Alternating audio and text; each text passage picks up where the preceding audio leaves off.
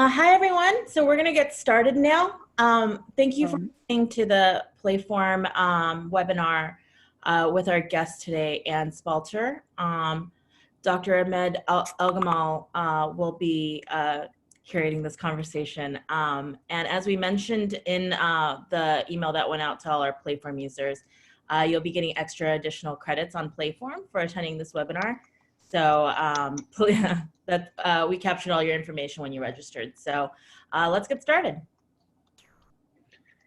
Hello, everybody. I'm very pleased to welcome Anne Spalter today to our first webinar series. This will be the first of a sequence of webinar series that we are lining up with great artists. And I can't imagine better start than having Anne here. I imagine most of you know Anne. If you don't, Anne is an amazing academic and artist who has been pioneering in new media, and she is basically founded the original digital fine art program at Brown University and the Rhode Island School of Design in 1990s. She has long career on exploring technology and how technology can be used in amazing new ways of making art. She has authored over a dozen academic papers and books about these topics. And she has done amazing exhibitions, and I can go for a long time basically talking about what she have done. I'll give her the platform here to have a little introduction about herself, and then she can right away talk about her experience with Playform. Anne has been one of our pioneering users. I don't know how she found us, but once we launched it about a year ago, she was one of our very early adapter, and she have been really helpful in trying out things we do and give us advice and making great works I never imagined what would have been possible with what we have built at that time. But as we go, she has really been pushing the boundary, what can be done. So I'll just leave the floor now to Anne. Thank you very much. Thanks so much, Ahmed. I found you guys through Carla Ganis, who's a wonderful artist and had posted about you on Facebook, just so you know, to give her credit. Okay. And just so everyone knows who's on the webinar, we are recording it just to make that official. And I've had an amazing time using Playform. So I'm mostly today going to show you all the different projects that I've been working on using the software. And there's the chat thing on the side. I don't know if people can speak if I can hear you, but definitely use the chat. And I prepared a whole keynote presentation, but I'm fine with having this be more interactive. So it's not just me giving a long lecture. So when you have questions, just pop them right up in the chat and I can work them in as I'm speaking, so that it's more interactive because there's not that many people. And as Ahmed said, I've been doing this forever. I think a lot of that was like secret speak for the fact that I'm old now. So as you'll see, I started out in art school so long ago that there really were no computers, and ended up working on my book, The Computer and the Visual Arts, because I started teaching a class and there weren't any resources to teach from. So everything I've done really has been sort of figuring out things as I went along and as needed and by what inspired me at the time. And when I began using Playform, it was another thing that didn't exist really. Like 10 years ago, you couldn't go online on the web and use AI. You had to program it yourself, and it was much more difficult for artists to use in the easy manner. So in fact, Playform's the only tool that I've found that you don't have to do any programming on your own or work through some kind of complicated UI to use it. So it's just been really fun and exciting for me. And with that, I'm going to get right into how I've been using it and going back and forth between the computer and traditional media, and using the compositions that I've created with the AI in Playform. So I'm going to share my screen. And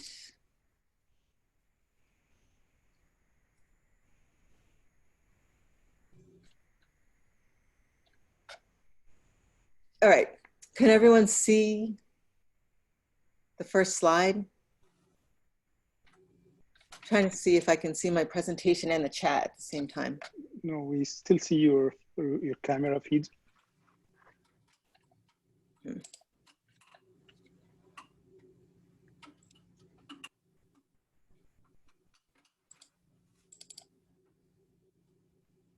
Yes, now we can see it. Okay.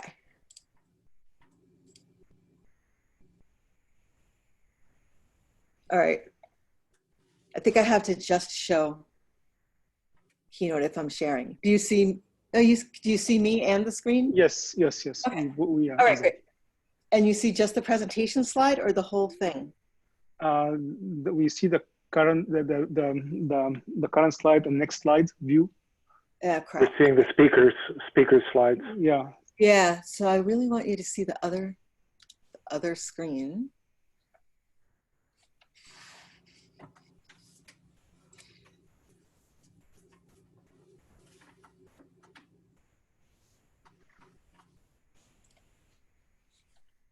Let me see if there's a way to choose which one. Here, desktop 2. All right, let me try again. All right, how about now? Yes, that works. No, all right, good. Okay, so that just went with my intro.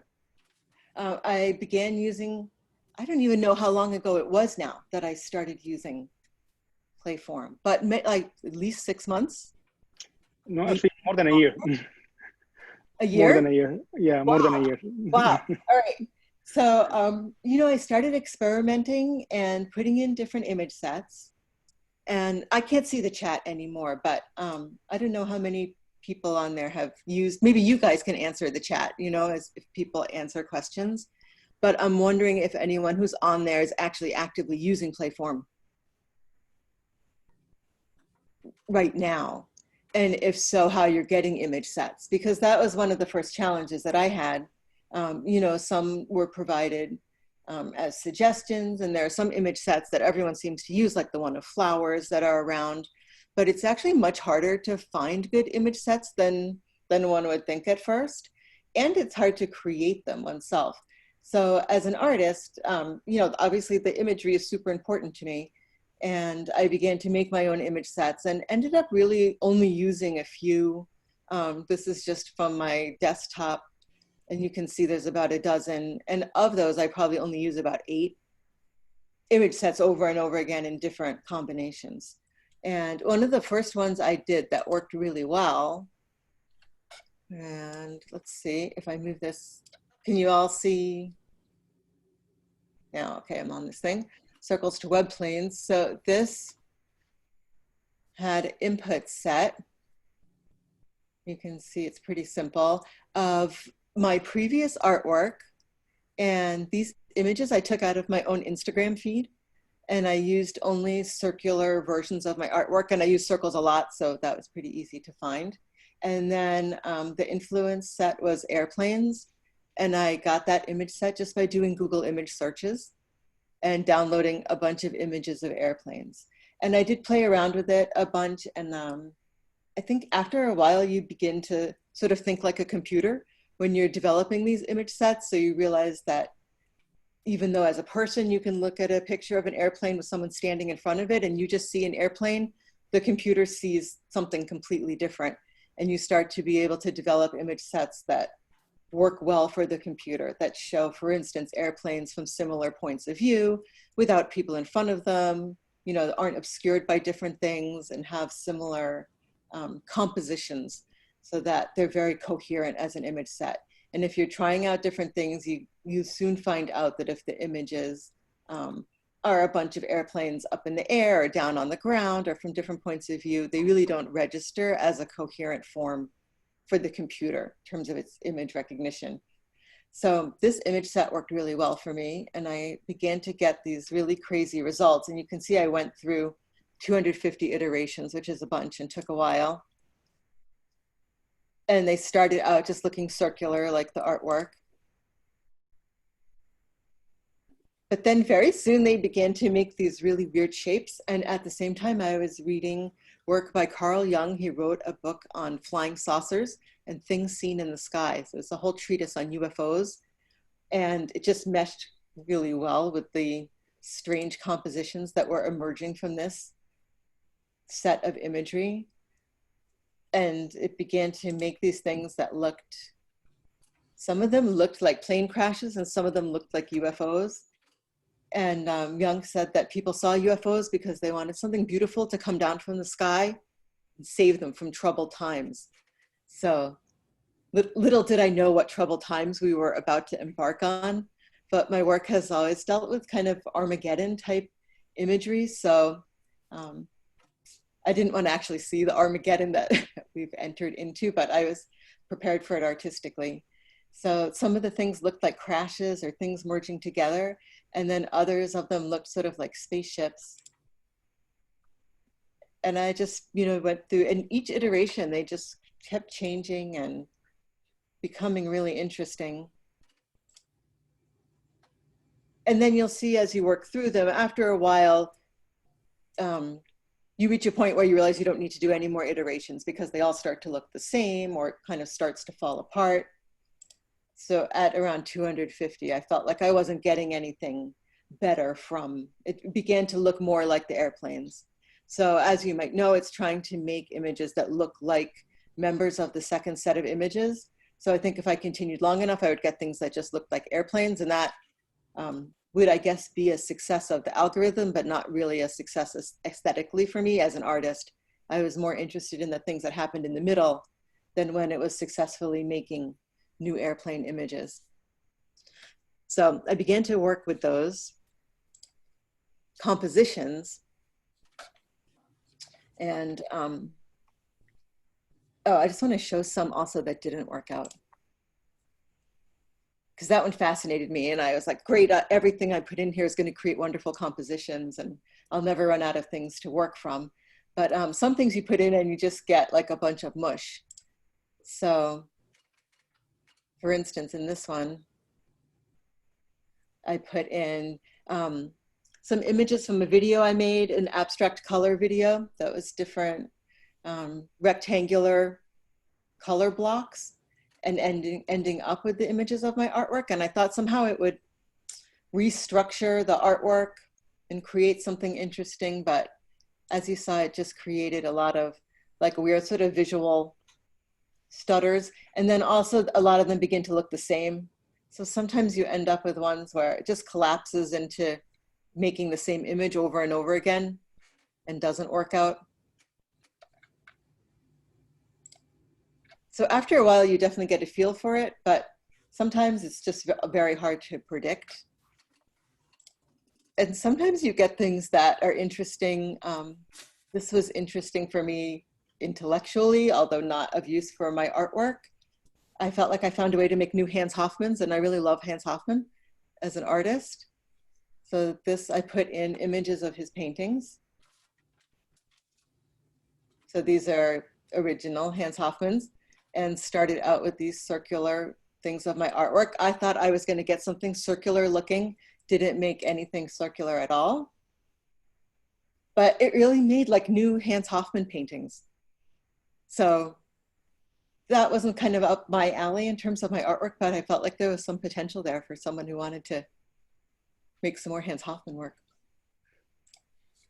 It's interesting. So I had all these cool compositions. I really loved them, but I was very challenged by the output, which was 256 pixels. So now some of the algorithms give you 1024, which is much better, but it was so low res, so I couldn't really print it out or even make a video from it. And I thought, I really want to use these compositions. I tried the upscaling, but it was still kind of hard to work with. And so I began experimenting with different traditional media. And I started out with pastel. So I was doing this all in my apartment in New York and Brooklyn. I didn't want to create too much of a mess in there. And pastel was okay. It was dry pastel, but it didn't seem to spread throughout the apartment. So it worked pretty well. And here's a more close-up example. So you can see the output is pretty fuzzy. And also, as I was saying before, sometimes it's not the last iteration, it's the best one. Like you can look in the middle, and sometimes the ones in the middle are the most interesting. So it was really great when you guys introduced that slider bar on the bottom and you could click through all the iterations. Found that was very helpful as an artist. So I'd look through and find where I thought the composition was working best, and then work on it as a drawing. And so it was just an inspiration. And then I added all the detail kind of as I went along. And I found the process to be really, sorry, someone's mowing, engaging. And kind of like I was working with someone in the studio who was helping me out. And it was almost a creepy sort of feeling that, and a collaborative feeling. The computer didn't provide all the information. So you can see I added a lot of color and detail that wasn't there in the little output that I got, but the basic composition was all from Playform. And around this time, I got a residency at MASS MoCA, and part of that is you get a real studio space. So I thought this is an opportunity to do something that I wouldn't do in my apartment in New York, like oil painting. And so I got a bunch of oil paints, and I actually had not painted with oil paint for over 30 years since I was a student at the Rhode Island School of Design. So I didn't quite know how it would turn out. And the way I went about it, just in terms of the process, is I printed out the compositions. I can get my mouse over into the second screen. It's not going over there, but you can see in the lower right-hand corner, I printed them large and they were kind of fuzzy. And then I sized them with acrylic gel and put them up on the wall and painted over them. So I kind of had personal rules that I used for painting it. And one of them was that it had to really follow the composition that came out of the Playform generated results. But then I added other details myself. So I didn't start and then paint something completely different, but I also allowed for some flexibility within it. So here's some examples. So using the painting let me create, a color range and detail that wasn't possible coming right out of the software. And it was also just a funny confluence of super high tech, cutting edge technology, and really old school, art media. And I thought that was an interesting combination of things. Yeah, I find one of the amazing things that use of AI make an artist who have been done a lot of work in the digital domain to come back to use the traditional tools. I think this is really a perfect way to see how AI and artists can really collaborate in the future. It's amazing. Yeah, I mean, it's I would never have made these compositions without the AI process first. So it was really both things at once. And sorting through all of the different, as you saw, I did 250 iterations. So there were, I think 26,000 images, a lot of images. So sorting through all those things, it's a very different process than traditional ways of coming up with compositions. And about this time, the call went out for the Spring Break Art Show, which is an art fair in New York. And this year it happened also in LA. And their theme, every year it has a theme. The theme this year was excess. So I said, oh, this is perfect, because dealing with this just kind of overload of imagery, it really was wading through this excess of images and trying to pull out ones that worked and then deal with them in some way to use them as an artist. So, and for the first year, you could apply to the LA one. Last year, it was curated just for LA artists. And it's very competitive, so you don't know if you're going to get in to any of them. So I applied, of course, to both, figuring that increased my odds. And I was delighted to be accepted into both, although it meant having to create and prepare a bunch of work kind of in a rush. So I used the work from the MASS MoCA residency, the paintings. And in this show, you get a room in a space.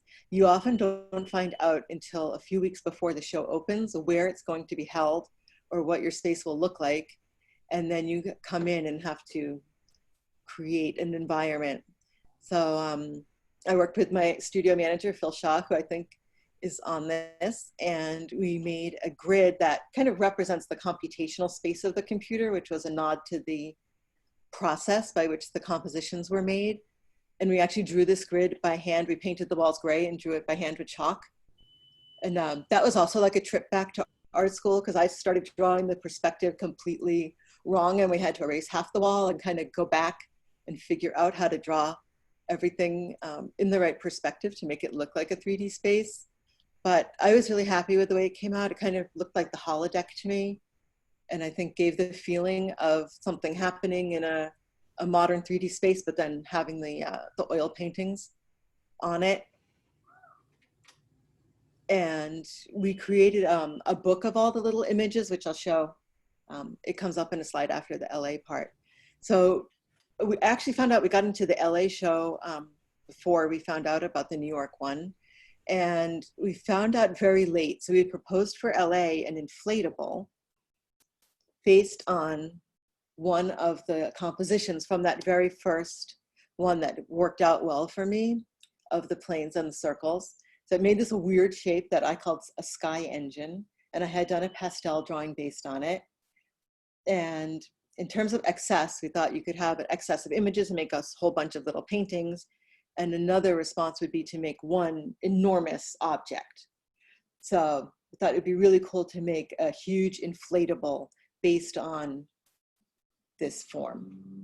And we found out only maybe a month or so before the show was going to open that we got in. And as the deadline got closer and closer, I thought, wow, you know, we really need time to make this inflatable in case we get in. So even before we had heard that we got into the show, and just, I guess it's obvious, but there's a 3D model that we were using to communicate what the inflatable should look like. Before we found out that we were even accepted, I contacted the inflatables company I had worked with in the past, who made these amazing things, which were in an installation in Brooklyn. I think they were actually still up when we were planning all of this at 25 Kent Ave. And I'd worked with them for a long time, and I figured it would be no problem for them to make the inflatable. And kind of to my horror, they said, no, that's a really complicated shape. There's no way we could make that in time. So we were in a panic and started calling, literally Googling and calling every inflatables place on the West Coast of the country and sending them those 3D files and saying, can you make this? And we contacted 14 places, and 12 said, no way, you're out of your mind. And 2 said they could make it. One was kind of reasonably priced, and the other was so expensive, I almost had a heart attack. And I even wrote back to them saying, why on earth would this cost so much money? And they said, it's a very complicated shape, and we do the best artwork, and we work with Jeff Koons, and we're the best, and that's why it costs so much. And I said, well, I'm not gonna work with you. I'm going with the less expensive people. And they said, well, we don't know what you're gonna get for that price, and definitely you should ask them for a rendering before you spend any money with them. So I said, all right, that's good advice. They were very friendly. So I said, you know, I wrote back to the other people. I said, let's do it. And everyone was writing saying, this isn't really enough time, but maybe we can do it, and send us the files right away. So I engaged the less expensive group, but I said I need a rendering first. And around 8 or 9 at night, I got this back. And as you can see, it doesn't look like the shape at all. So I barely slept that night. I was in a panic, and basically wrote to the other firm the next morning saying, please take my money. I was wrong. And kind of, you get what you pay for. So they said, we don't know if there's time to do it, but we're really going to try. Oh, send a 3D thing. And they ended up making this amazing, amazing thing for us. So we actually did not see it. It was shipped directly to my hotel in LA because the timing was so tight. So I didn't see it until we inflated it in the space. And, but it worked out really well. And I feel like it really represents that little weird 256 pixels that came out of, you know, the Playform process, but in this huge inflatable shape. And it's colored by lights that are shining on it, LED lights, and then also lights from the videos that you see behind. And those are big LED panels. And they're showing videos made from images, made from frames, from not the morphing one that made this shape, but the megapixel freeform process.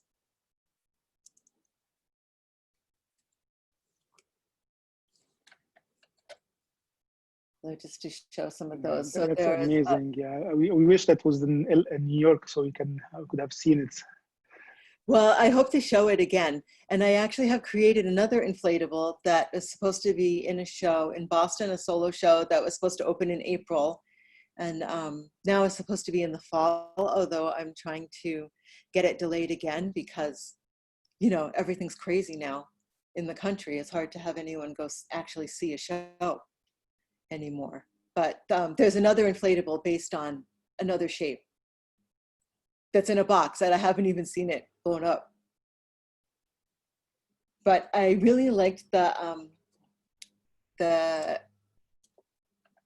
1 megapixel, the 1024 freeform, gave a really different feeling. So these are all rocket launches.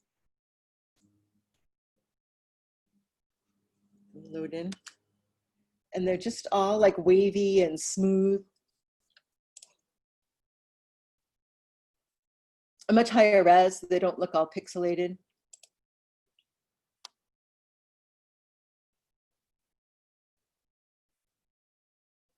And I felt that these could make good videos. And it, you know, 1024 is not that far from 1080.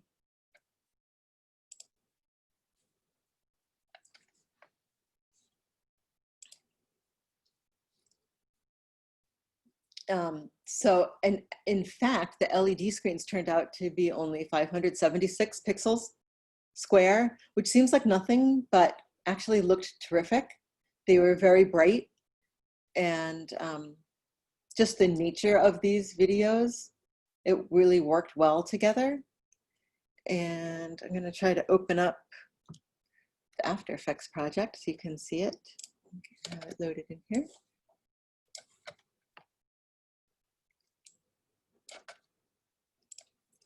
So I exported all of the iterations from several of the different rocket launches.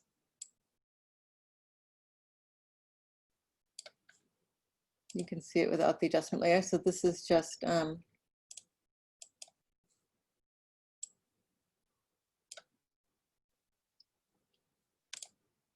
as it came right out of software.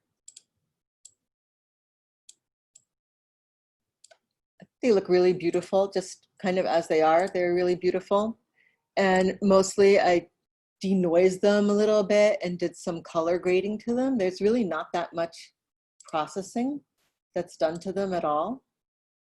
And then I just ganged up a bunch of them together and made them into a video.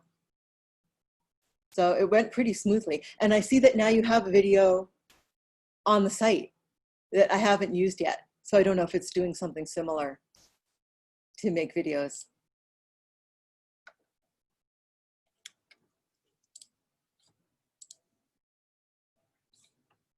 And then another one with airplanes that made wavy airplanes. So you can see in here.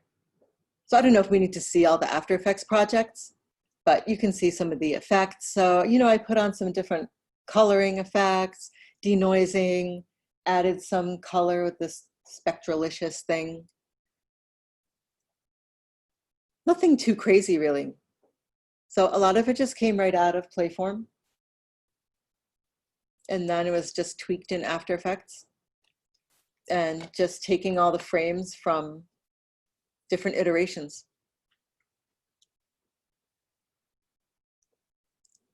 To make those big videos. And here's some pictures of the book. So the book was enormous, 440 pages, and we could only fit in half of the images. from those 250 iterations. And I think that was really helpful, people to look through and just see that that was the excess part and look at all of the different compositions that it created. And I think I could, you know, work from this one image set probably for the next 10 years, making little drawings and paintings from it. So that was pastels, paintings, inflatable, and then I had an online residency with Gazzelli Art Space in London. That would be even more appropriate now that no one can do anything, but this was before worldwide pandemic. And for that one, I started feeding images back in based on things I had already done.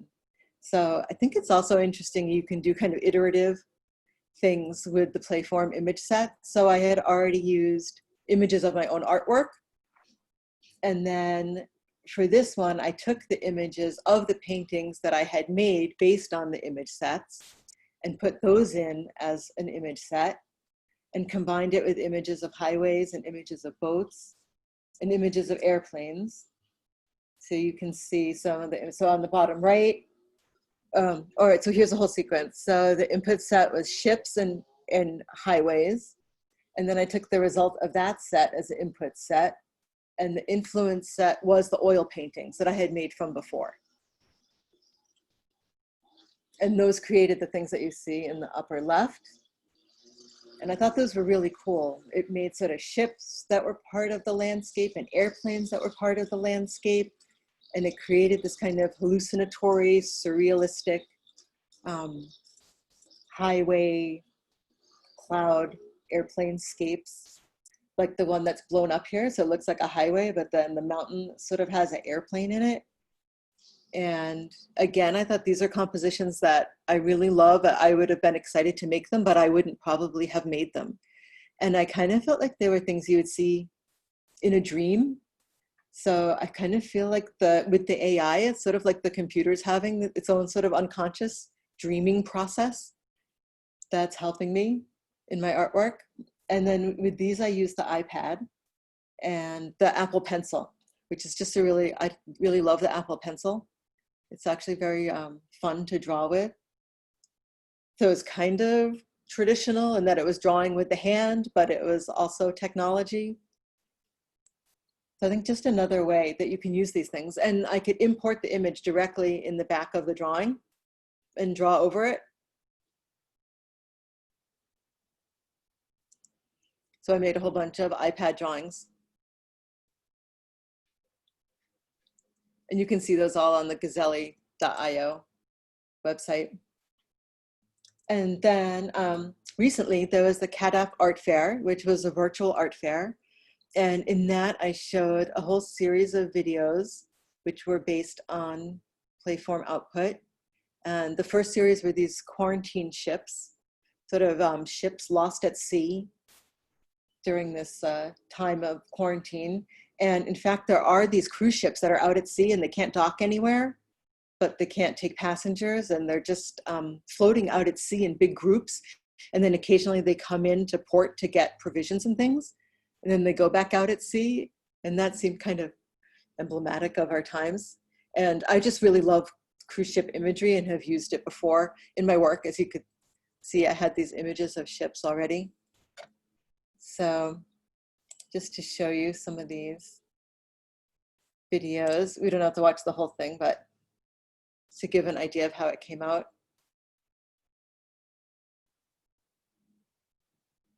Are you all seeing the video? Yes.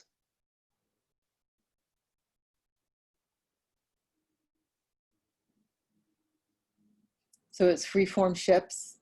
So it's just taking all the iterations, putting them together. I slowed it way down.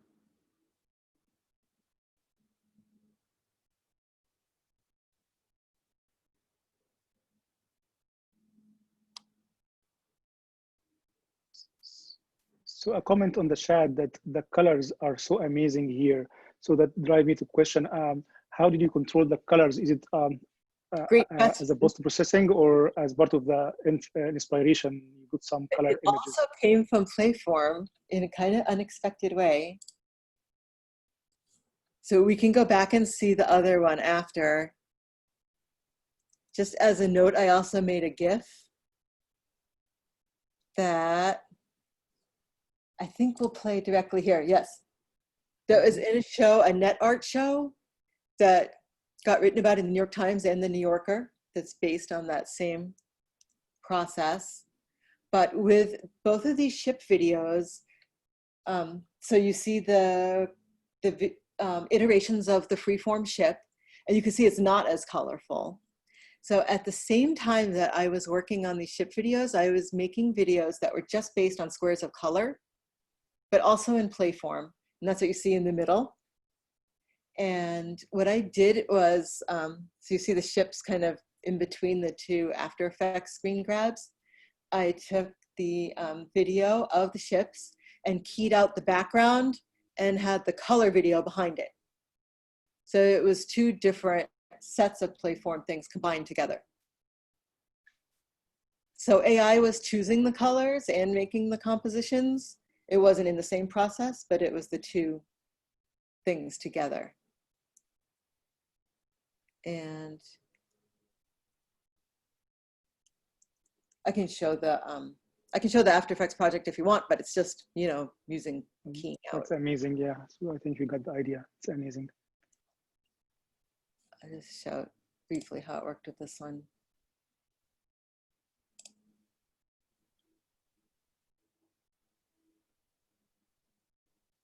So this one is kind of darker, the flame ship one, darker in tone. But there's still those colors coming through it. And these are all on my website, and people can look at them after.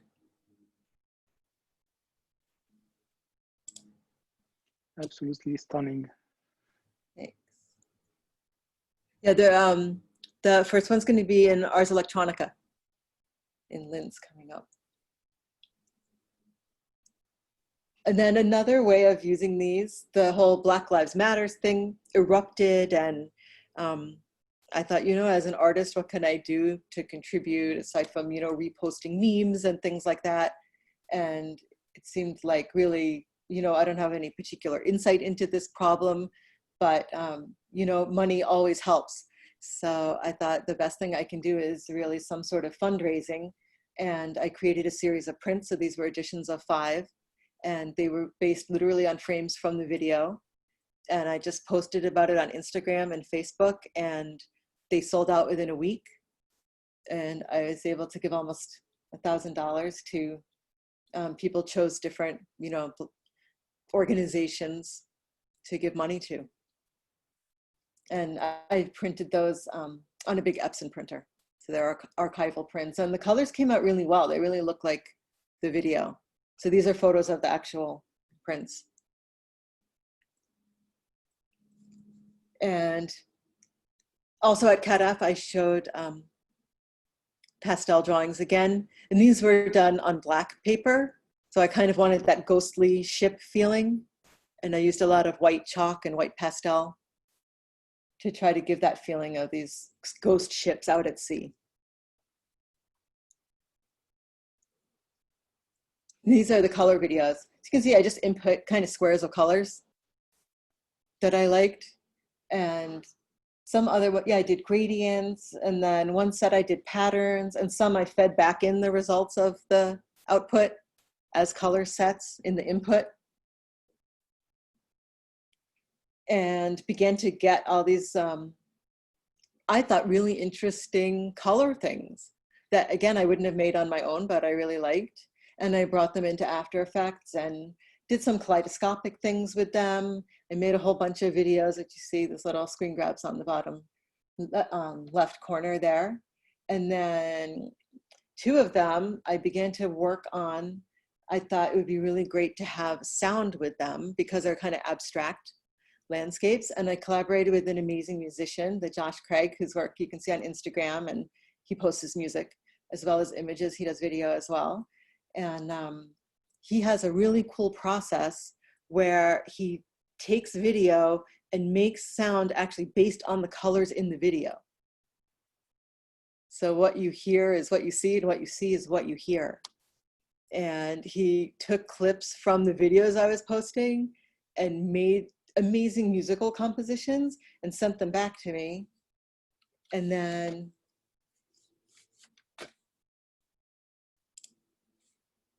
we'll see if that is not the right link. Hold on. See if the other one works. Oh, I think I just clicked on the wrong link. I don't know if you can hear the sound.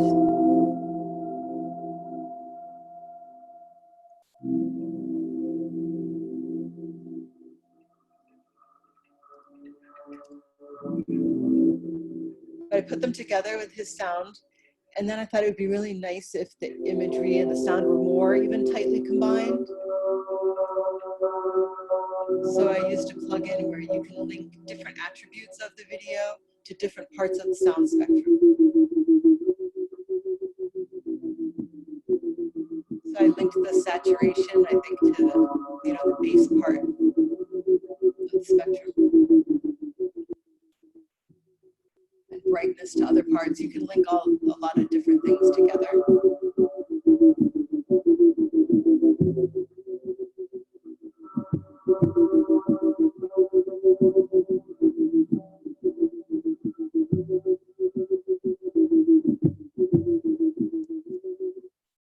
And the lines in there are from a particle system plugin. Just to give kind of some structure to the space. Trapcode sound keys is the thing that links the imagery and the sound together. And then finally, I can give more detail on that if people want, but I want to leave time for questions, and I know we only have an hour.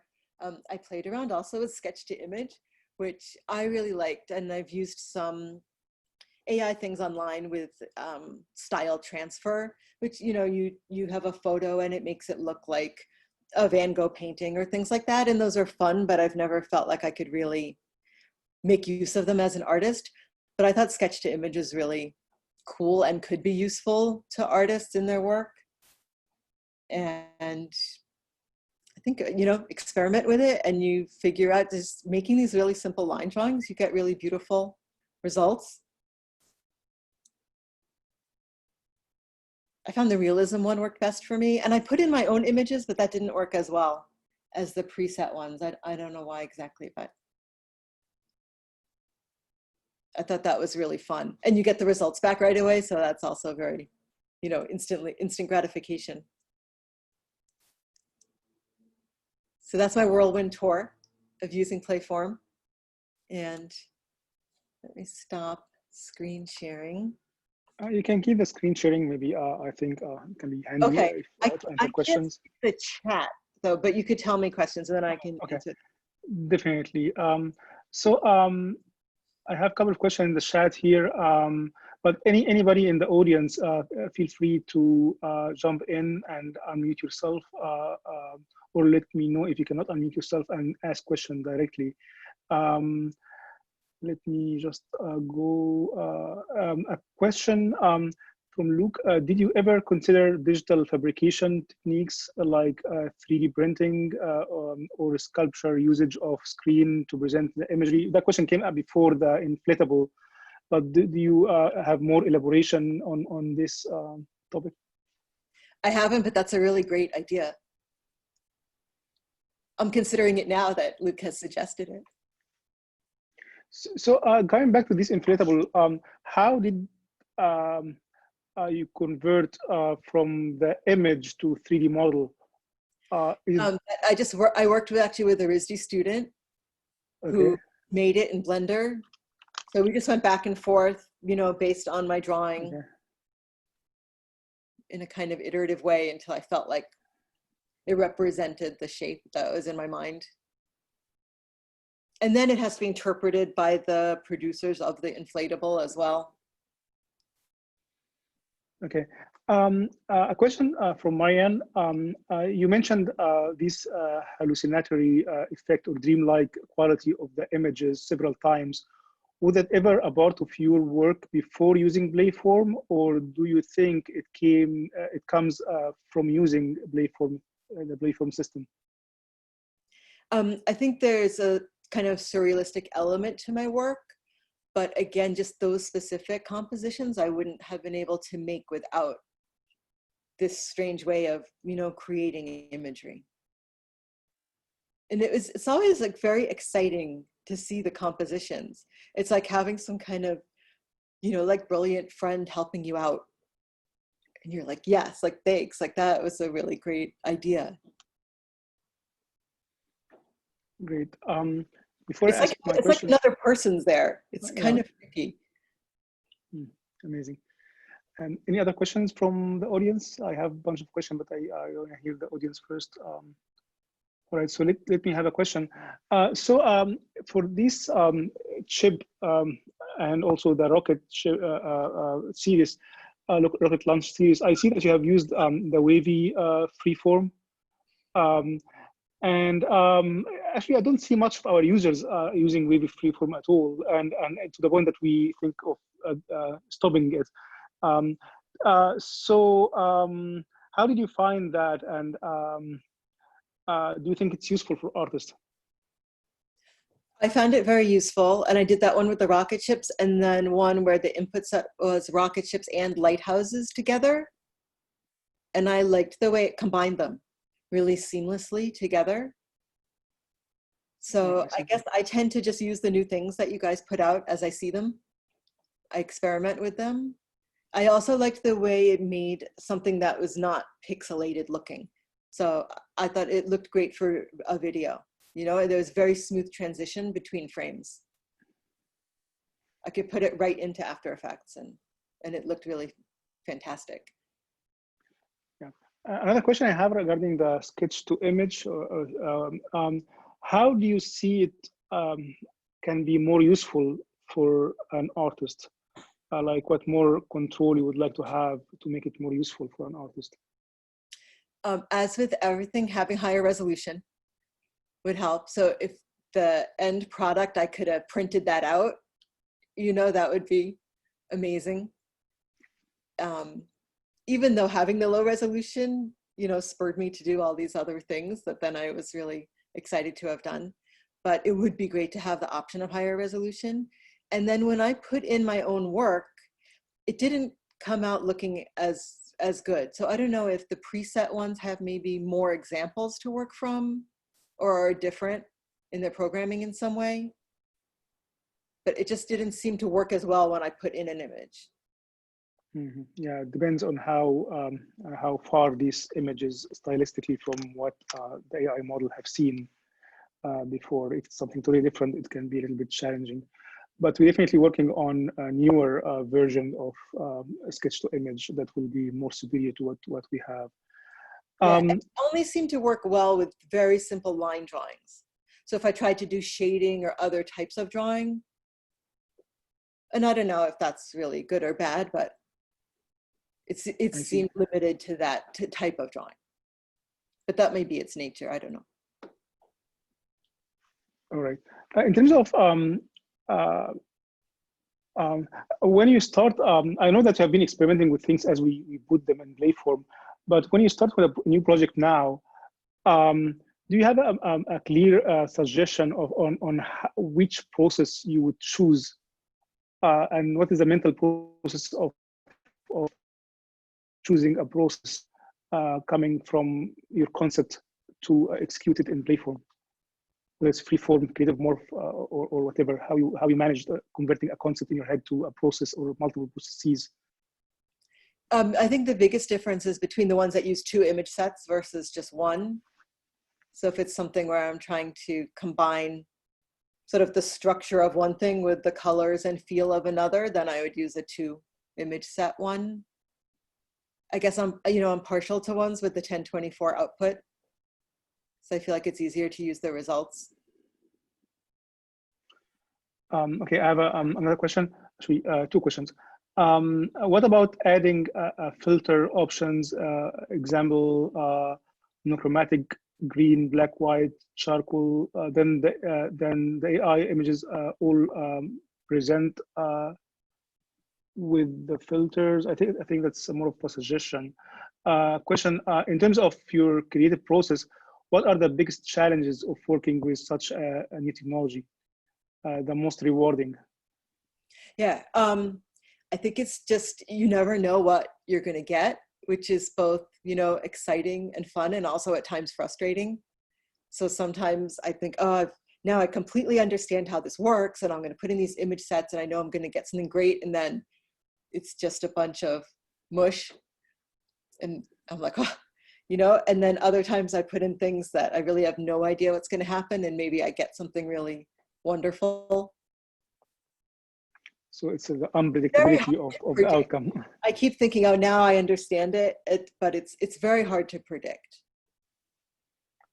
I see. But so, you know, when you get something that does work, it's very exciting. Yeah, right, I see. The follow-up, what strategies did you use to try to overcome this issue? Trying to make really good image sets that make sense to a computer.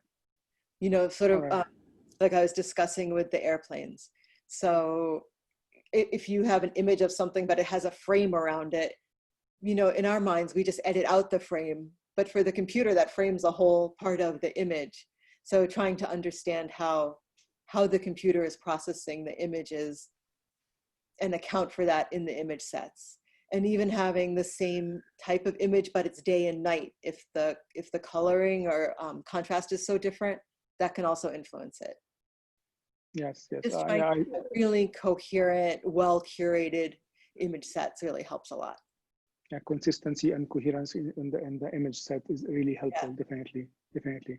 Yeah. Yeah, I see some users putting a whole mush of so many different things, which end up basically usually having either they merge to one image and or really creating things that doesn't really make any sense. So coherency is really a key here in creating something useful. All right, so yeah, I would like to thank everybody for joining. I thank Anne very much for this amazing, insightful presentation. And a couple of announcements before we leave.